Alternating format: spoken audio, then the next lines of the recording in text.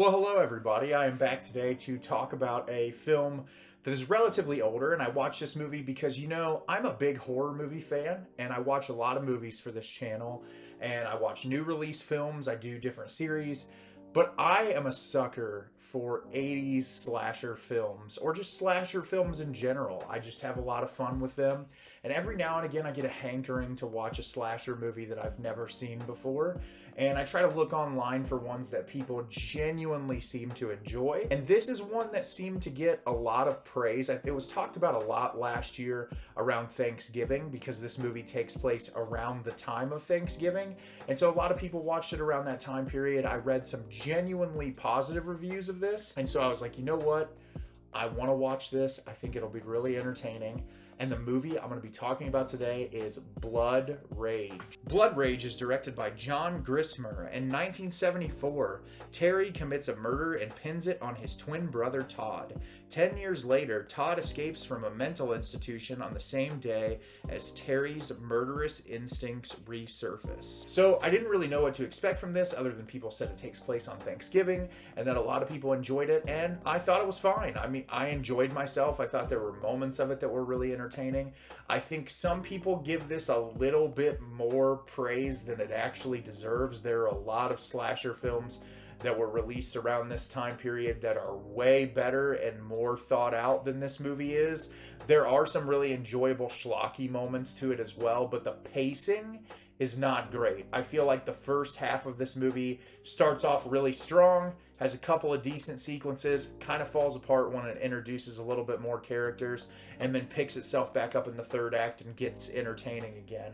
But as the plot description states, you have Terry and Todd. They're two brothers, twin brothers. They go to the drive-in theater with their mom at the beginning of the movie. They're sitting in the back seat. They fall asleep. Mom starts getting frisky with her boyfriend in the front seat of the car. The boys wake up and they're like, "We don't want to be here for this. Let's go." So they get out of the car.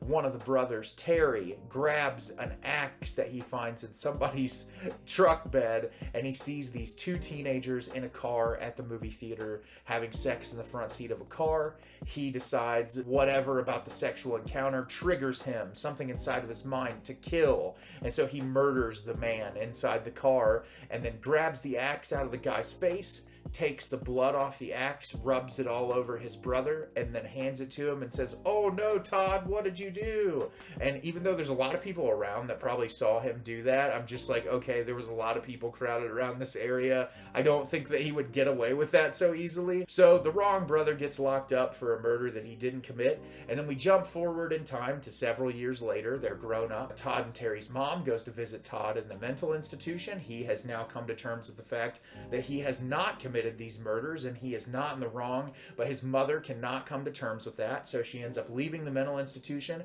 coming back home for Thanksgiving, and something triggers in Terry's mind to start going on a murder rampage again. And that is the entire movie, is him going on a murder rampage. Todd breaks out of the mental institution and is trying to clear his name. And there's some schlocky, really fun moments in this. The line about the cranberry sauce, which a lot of people quote, gets a little repetitive towards the end of the movie, but it's relatively entertaining. The highlight of this film, in my personal opinion, is the visual effects. As someone who loves practical effects in horror movies, this is like some top tier stuff. One of the films that I consistently reference to some of the best practical effects period is The Prowler. And even though I don't love The Prowler as a movie, I think it's entertaining, but it suffers from a lot of the same pitfalls that this movie does with its pacing.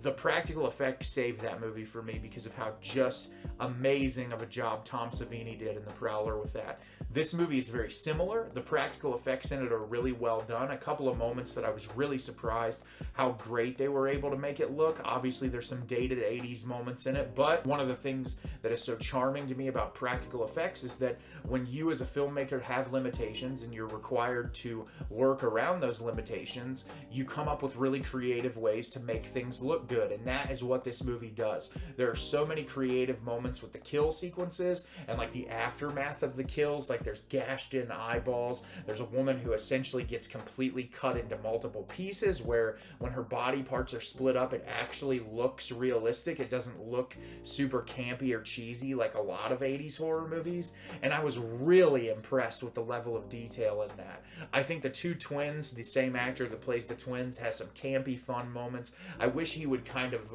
go a little bit more over the top than he did. Towards the end, he has that like maniacal, playful thing when he's chasing after one of the girls that he was trying to start a relationship with. But like it starts to get really repetitive, where he runs into a room with her, she sees a dead body, gets scared, runs off, and you get the same repetitive sequence over and over again. It's like, okay, I get the gist of it. I wish that he was a little bit more playful or had a little bit more with his lines. Everybody in this movie talks about Louise Lasser's performance as the mother. I think she's fine. I don't think that it's like some amazing performance that needs to be hailed as like the most incredible thing in a slasher movie. There are moments I really liked it, that she was kind of committing to the bit as much as she possibly could, especially that scene where she's like eating immense amounts of food out of the refrigerator. I really liked that. But towards the tail end in the third act, it just starts to get so grating with her just yelling over and over again. It doesn't feel like real emotional attachment to her sons. It just feels like really like if you casted a person in like a high school production of a play and you're like, give it your all.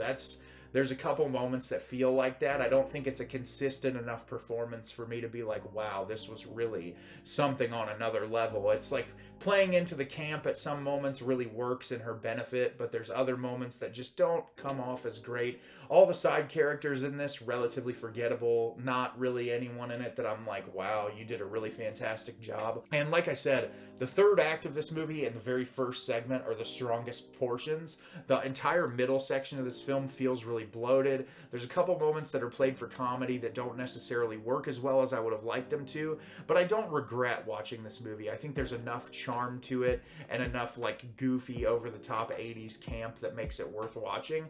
But you decide and check it out. It's streaming for free on Tubi right now, and it's worth giving a shot. So have you seen Blood Rage? Did you love it? Did you hate it? Leave me a comment down below and let me know what you thought. I thought this was a fun 80s slasher movie. It's not fantastic. It's not one that I'd want to revisit a whole bunch of times, but I did love the practical effects, and I really respect it for that. As always, if you can like the video and subscribe to the channel, helps me out a lot and lets me know the type of content you're looking for. I'm always putting out new material and look forward to getting more out for you in the near future. And as always, everyone, thank you so much for watching and have a great rest of your day.